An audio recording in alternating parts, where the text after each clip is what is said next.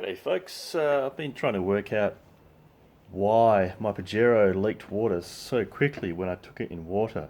I'm about to get a Cape York, so yeah, when it's wet. So I've kind of been doing a little bit of research, um, and I've come to the conclusion these holes here, which is what your kick plate clips into, these holes go all the way through. And your door seal, the door seal seals against here. Seals against here. So basically, I think the majority of the water is just because I noticed it seemed to come in from the side, and I think that's what's happening. Your door seal's here. Water can get in under here, come straight up that hole, bubble through here, and then go for your interior. So now, if you look at these clips,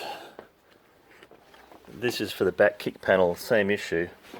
It's got two there, two in the back door that will let the water through. Now, I really don't see that these are normally going to be watertight. They often had this little black sort of felty thing, but I'm not sure if all of mine had that, but yeah, I don't think they...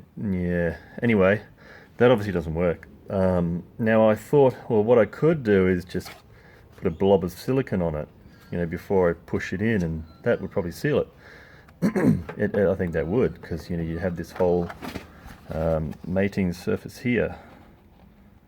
This part would mate against here, and it would form a seal, but then if ever you have to remove them again, this clip is going to be very strongly attached. I mean, it's kind of touch and go whether these clips end up breaking.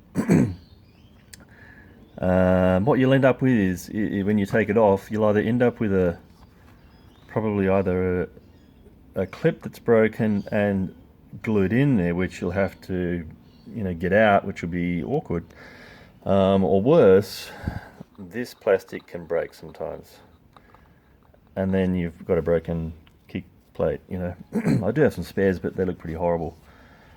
So I kind of thought maybe I can put an O-ring on there, and yeah, I mean, that one ended up tiny because it stretched so much, and then the next size up was actually filling in most of the area that would actually clip in. So yeah, I don't know if you get that to work. I think that's a pretty cool way to do it, but I'm not sure that I can. I come up with another idea. What I might do, and this is what I think I'm going to do, is I'll actually just take these out, not with one hand. Hang on. Okay. What I think I might do is take these out all together, and if I put double-sided sticky tape on here, when that goes on there, well, put the double-sided sticky tape on here first, and then put the kick plate on. I think that will hold it on well enough. Be easy to prise off, relatively easy to get the double-sided sticky tape off. So every time you do it, you'll just have to renew the double-sided sticky tape. And I'd say that's definitely going to keep the water out. And it's not going to break the plastic here. I think I'm going to give that a go.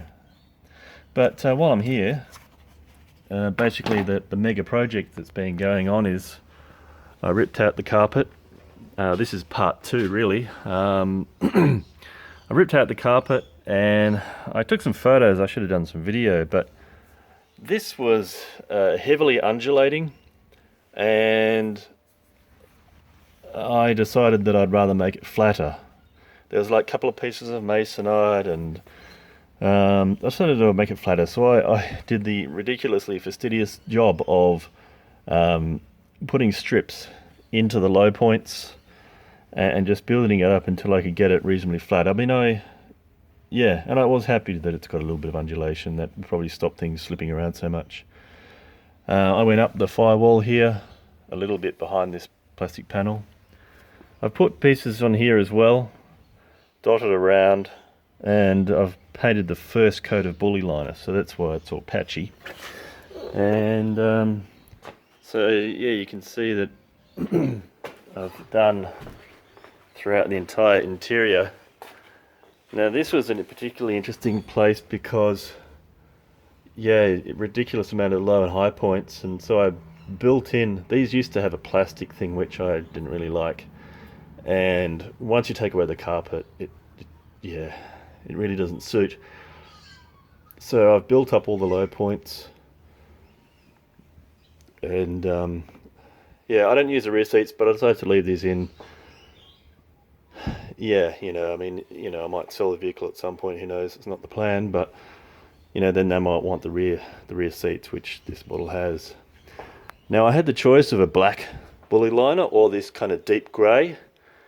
Now you can see here on the center console there's black and then that kind of deep grey, and I thought I might just go with the deep grey. I mean, black can be a bit too much. Black can be a bit too much. Whether that's the right decision or not, I don't think it matters too much. Yeah, I mean, this is kind of that part here, I mean, it looks black, but it's kind of, yeah. But anyway, I mean, this carpet's kind of more a deep grey. So, yeah. So basically, this project is coming along. So I'll end up with my heavy-duty rubber mats going back into the footwells. The seats will go back on, of course.